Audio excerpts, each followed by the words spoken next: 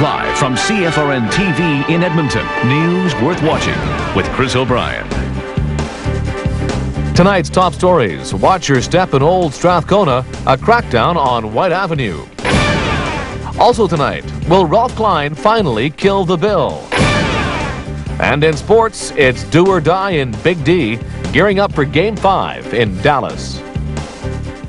Good evening. One of Edmonton's most popular destinations for shoppers and partygoers is under siege tonight.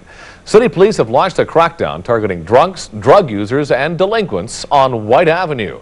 It's called Zero Tolerance, as our David Owasik reports. David Owasik, CFRN News.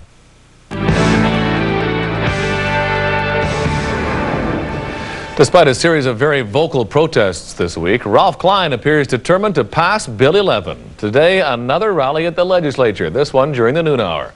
Our Sheldon Larmand was there. Sheldon Larmand, CFRN News.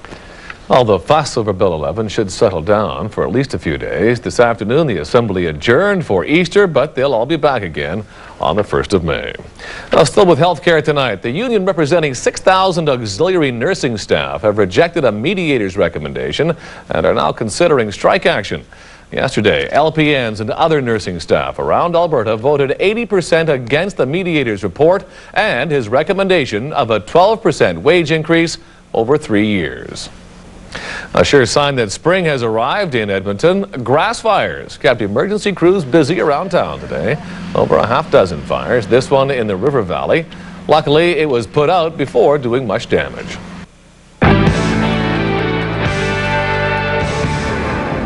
Thanks for staying with us. Some northern Albertans are demanding a stiff sentence for Weibo Ludwig. They're calling Ludwig to receive the maximum 14-year penalty. Ludwig was convicted yesterday on 5 charges of vandalizing gas wells around northern Alberta 2 years ago. We want to see a strong sentence. A group called the West County Concerned Citizens Group wrote a letter to the court saying law-abiding residents lived in terror on a daily basis and that many people in the community are on the verge of a total loss of faith in justice. Sentencing is set for next Wednesday. Meantime, RCMP aren't saying much tonight about a possible reward for Robert Raitt. Raitt was a Ludwig family friend who acted as a police informant. He could be in line for $100,000. RCMP will only say the money would have to come from Crime Stoppers. As we mentioned, Ludwig was convicted on 5 charges and remains in custody. His accomplice, Richard Boonstra, was found guilty on just 1 charge and was released on bail. RCMP are looking for a husband and wife wanted for fraud tonight. Police say they used their relatives' names to obtain credit and defraud 11 different banks and businesses. The potential loss is estimated at $45,000. Arrest warrants have been issued for 50-year-old Keith Noland and his 47-year-old wife Judith. Police believe they may be living in Grand Prairie. And arson is suspected after a school fire in southern Alberta today.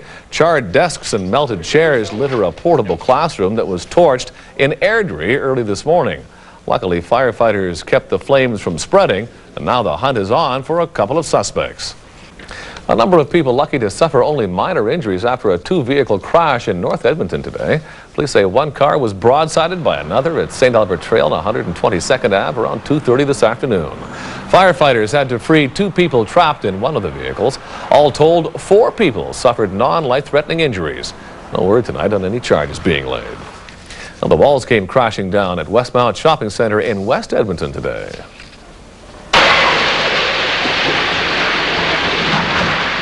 Heavy equipment moved in this morning. The south side of the mall is being demolished to make room for a new Safeway store. It's part of a $35 million renovation there that also includes new restaurants, a food court, and a full-size indoor skating rink.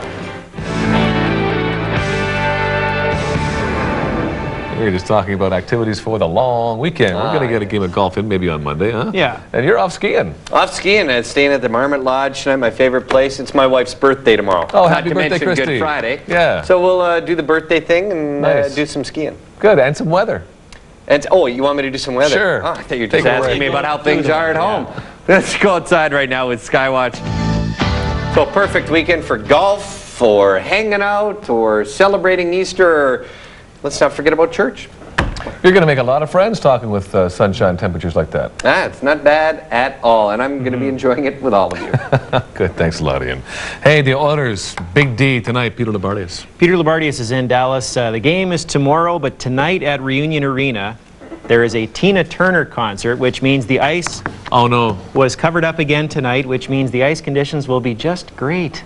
For Game 5. Yeah, you don't mean that. No, it'll be like soup tomorrow, but hopefully the Oilers will be able to skate through it, and we'll have a preview of tomorrow night's game coming up.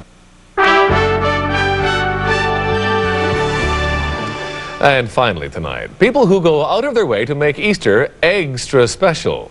Our Michelle Jones reports. Michelle Jones, CFRN News.